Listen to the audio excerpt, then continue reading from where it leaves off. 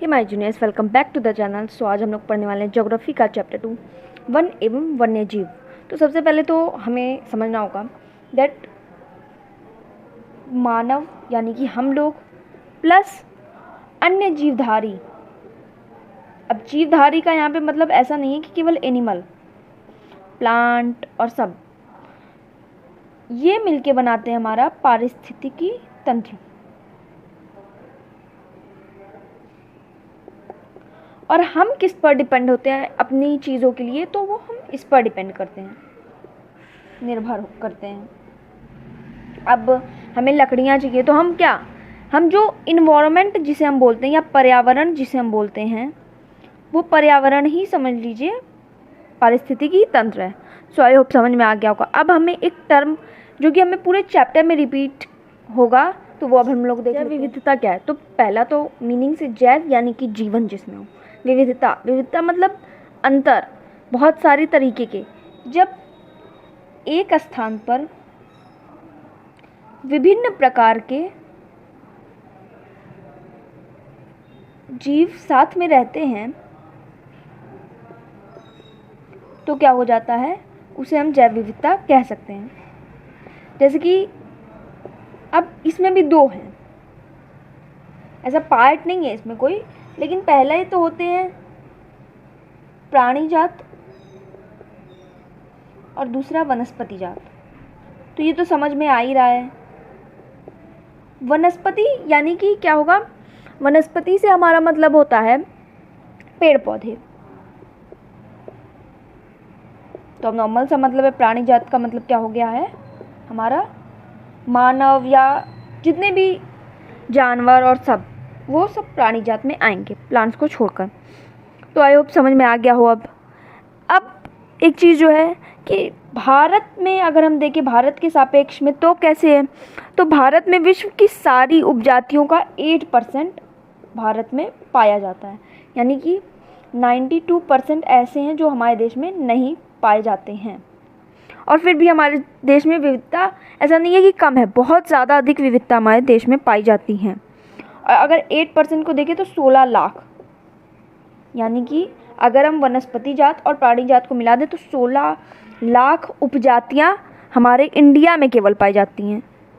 और अभी ऐसा नहीं है कि ये यहीं पे रुक जाएंगी, ये आगे ऐसे ही बढ़ती जाएंगी, क्योंकि अभी बहुत सारी ऐसी उपजातियां जिन्हें अभी खोजा ही नहीं गया है।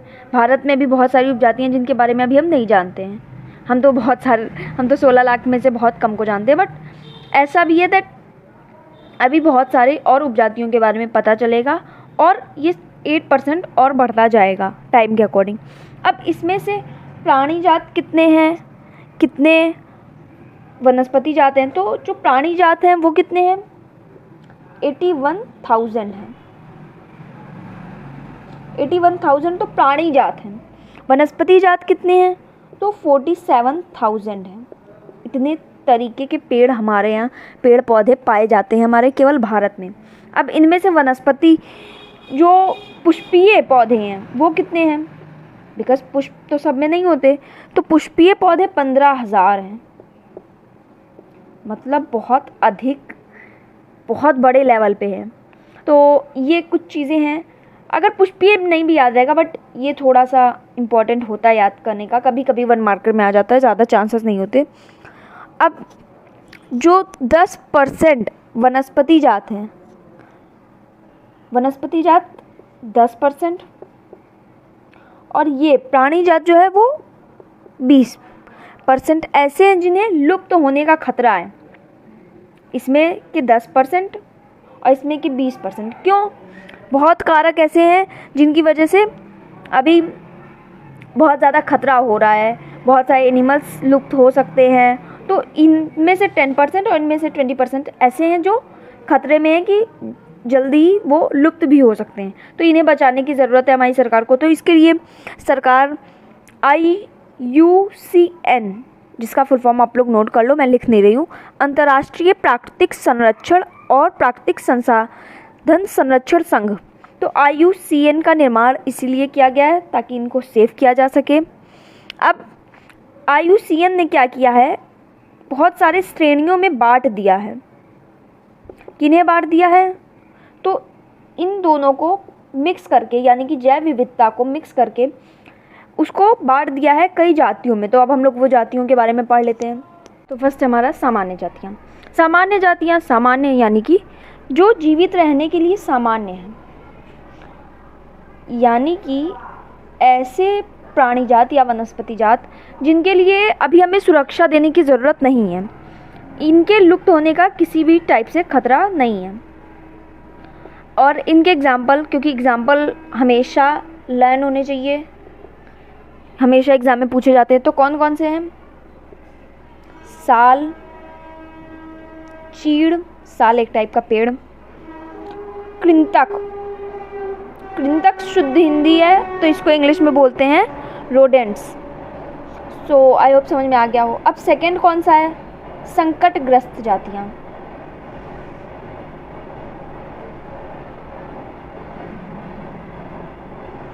संकटग्रस्त जातियाँ वे जातियाँ हैं जो संकट, इन पे संकट वर्ड आ गया, यानी कि इनके लुप्त होने का खतरा बन चुका है। अब इनके लुप्त होने का शायद कह सकते हैं, अगर ये लुप्त हो सकती हैं अगर इन पे इनकी जो विषम परिस्थितियां हैं, विषम परिस्थितियां यानी कि इनके अपोजिट जो चीज़ें की जा रही हैं, अगर उसे नहीं रोका गया तो ये एक टाइम आएगा लुप्त हो जाएंगी। तो ये संकट में, इसलिए संकटग्रस्त जातियाँ।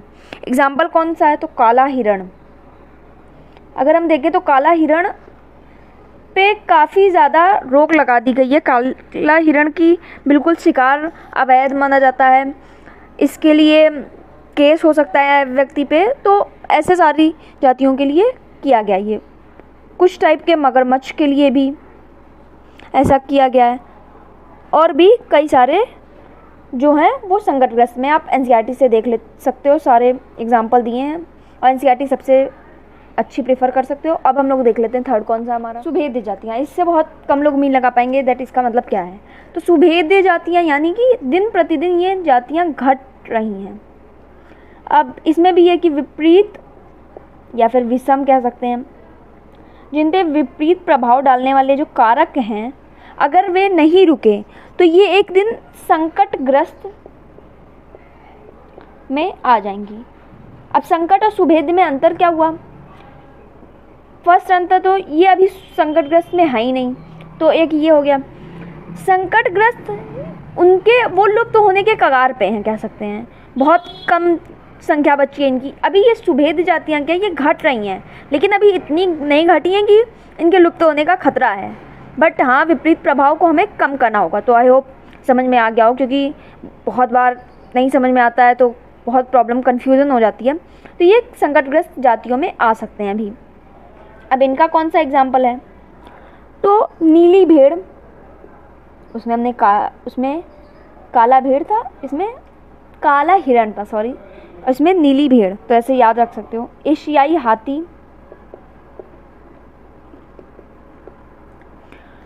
डॉल्फिन, लेकिन कहाँ की डॉल्फिन? तो गंगा नदी की डॉल्फिन। अब गंगा नदी हम जानते हैं बहुत पॉल्यूशन है, उसमें बहुत पॉल्यूटेड होती जा रही है। तो ऐसे विपरीत प्रभाव उसको कम होंगे, तभी डॉल्फिन नदी को हम बचा सकते हैं। तो अब फोर्थ हमारा कौन सा है? फोर्थ है हमारा दुर्लभ जातियाँ। दुर्लभ जातियों से क्या हम, तो इनकी जातियाँ बहुत कम हो गई हैं प्रेजेंट टाइम में, ये बहुत कम संख्या में पहुंच चुकी हैं, और इनकी भी सेम विपरीत प्रभाव या विषम परिस्थिति अगर बढ़ती है तो क्या होगा? ये संकटग्रस्त या फिर सुभेद्य में आ जाएंगी। अब सुभेद्य में मतलब ये सुभेद्य से अभी ये घट रही है, ये परमानेंट घटती जा रही है, ये बहुत कम है फिर भी घटती जा रही है, और ये क्या है? ये बहुत कम है। तो अभी ये संकट पहले सुभेद्य में जाएगी, अगर दुर्लभ जातियां हैं तो सुभेद्य में पहले जाएंगी, देन संकटग्रस्त में। तो आई होप समझ में आ गया हो। थोड़ा सा है इसमें समझने का, बट अगर थोड़ा सा ध्यान से पढ़ेंगे तो समझ में आ जाएगा, और मैंने समझा भी दिया। तो इसमें है रेगिस्तानी लोमड़ी,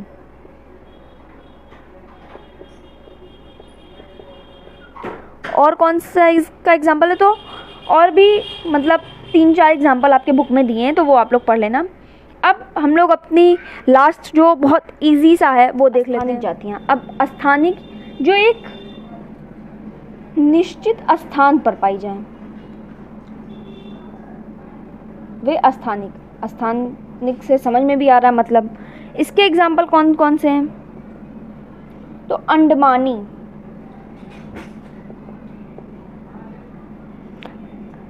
कौन, तो टील। ये थोड़ा सा हमें लग सकता है स्ट्रेंज सा, बट अंडमान में पाया जाता है, स्थान उसी स्थान पे केवल पाया जाता है, तो इसलिए। निकोबारी कबूतर। अब निकोबारी कबूतर और यहाँ के कबूतर, तो जो नॉर्मल कबूतर हम देखते हैं उनसे ये थोड़े से अलग दिख सकते हैं, या फिर और कुछ इनकी अलग स्पेसिफिकेशन हो सकती है। अरुणाचल के मिथुन, तो ये कुछ एग्जाम्पल हैं। आगे टीसी जोड़ देते हैं हम लोग। अब जो 6 है वो कौन सा है, तो लुप्त जातियाँ। अब इससे तो सीधा पता चल रहा है लुप्त, तो ऐसे हम नहीं बता सकते कि लुप्त हुई है या नहीं, बट इनमें क्या है कि जब इनके रहने के स्थान पर खोजा गया तो ये गायब थी, खोजने पर ये लुप्त मिली, तो इन्हें लुप्त जातियों में ऐड कर दिया गया। ये उपजातियां जो हैं वो स्थानीय क्षेत्र, प्रदेश या देश या किसी महाद्वीप से या फिर पूरे पृथ्वी से लुप्त हो सकती हैं। अब कई बार होता है कि ठीक है इंडिया में नहीं मिला तो उसको कहीं और देखा जाएगा, बट अगर कहीं नहीं मिलता है तो लुप्त जातियों में या फिर इंडिया में जो है उसकी लुप्त जातियों में ऐड कर दिया जाएगा। तो इसके एग्जाम्पल कौन से हैं, तो एशियाई चीता,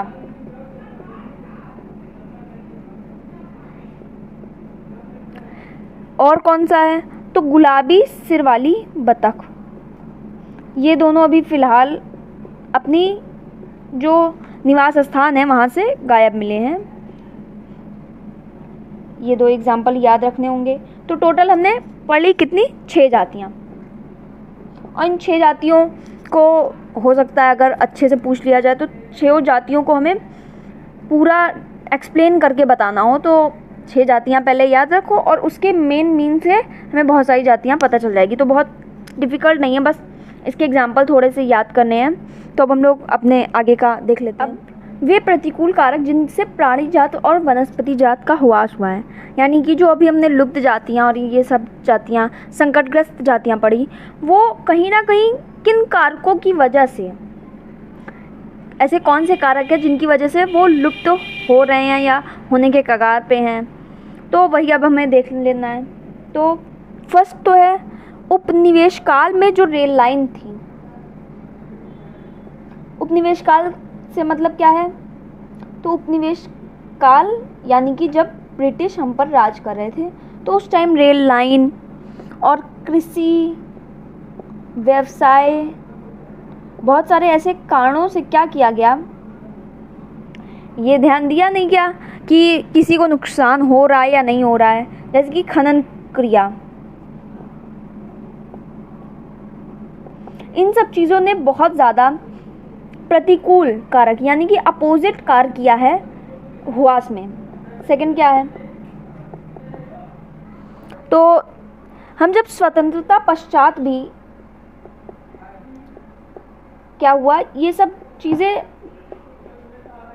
देख कर नहीं की गई, यानी कि इन सब चीज़ों पर उतना ध्यान नहीं दिया गया। स्वतंत्रता पश्चात भी कृषि क्षेत्र बढ़ते गए। अब कृषि क्षेत्र बढ़ेंगे तो क्या होगा, यानी कि वनों को काटा जाएगा और कृषि क्षेत्र बनाए जाएंगे। तो इसलिए वहाँ से भी उसके बाद भी स्वतंत्रता के बाद भी ये होता रहा काम।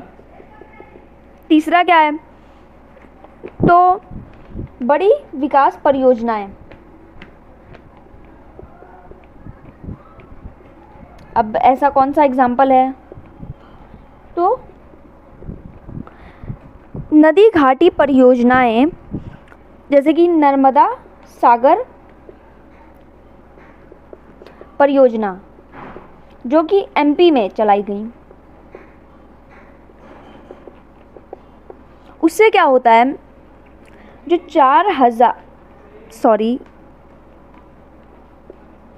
हेक्टेयर ज़मीन थी उसे हटा के नर्मदा सागर परियोजना में लगा दिया गया। तो इससे क्या हुआ, वन, इसमें बहुत सारे वन गए होंगे या फिर और सारी चीज़ें, बहुत सारे हो सकते हैं वनस्पति जात, हाथियों, उसके साथ साथ प्राणी जात भी उस एरिया में पाई जाती होंगी, तो उन पे भी प्रभाव पड़ा। अब चौथा कारक कौन सा है, तो खनन क्रियाकलाप। अभी तो हमने ऊपर उसी में पढ़ा था, बट खनन क्रियाकलाप एक बहुत बड़ा रीज़न होता है। खनन क्रियाकलाप जैसे कि वेस्ट बंगाल में जो है डोलोमाइट के खनन के कारण क्या हुआ है, बक्सा टाइगर रिजर्व खतरे में आ गया है। तो यानी कि खनन क्रियाकलाप बहुत बड़े लेवल पे हमें नुकसान पहुंचा रही है, हमें नहीं, प्राणी जात और वनस्पति जात के हुआस में नुकसान पहुंचा रही है, क्योंकि वहाँ पे क्या हुआ, बक्सा टाइगर रिजर्व, उसकी वजह से खनन इतना ज़्यादा हो रहा है कि खतरे में आ गया। तो फिफ्थ है चारागाह। चारागाह कैसे, तो एक बार में बहुत बड़े क्षेत्र को चरा दिया जाता है, यानी कि जानवरों द्वारा उसको चारागाह के रूप में यूज़ कर लिया जाता है। अब इससे क्या हो रहा है कि पूरे के पूरे इतने एरिया में क्या हो जा रहा है, बहुत अधिक चारागाह होने से क्या हो जा रहा है, पहली बात तो अगर वन है, वनों की कटाई कर दी जा रही है उस एरिया को चारागाह के लिए, तो वो सारी इफेक्ट करेंगी। और जो लोग यहाँ पे रहते हैं, जो वन्य जीव रहते हैं यहाँ पे, उनका सबसे बड़ा ह्रास हो रहा है। तो ये एक बहुत बड़ा रीज़न था। पेड़ों को काटना भी एक रीज़न है, मैंने बताया ना, वनों को काटना। तो अगर वन को, एक पेड़ है, उसकी अगर टहनियों को, पत्तियों को हटाया जाए तो ठीक है, तो कोई फ़र्क नहीं पड़ेगा, फिर से क्या हो जाएगा, पेड़ फिर से बिल्ड हो जाएगा। अब यहाँ से अगर काट दें ज़मीन से तो क्या होगा, फिर कभी हो ही नहीं पाएगा। तो अगर यहाँ से काटते हैं तो चलेगा। तो ये एक चीज़ समझने वाली है कि पेड़ों का काटना मतलब यहाँ से मतलब है, यहाँ से कोई मतलब नहीं है इसका।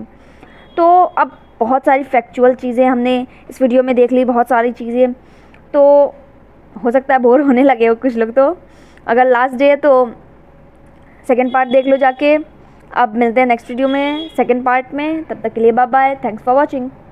और वीडियो अच्छी लगी हो तो लाइक, शेयर एंड सब्सक्राइब भी कर देना।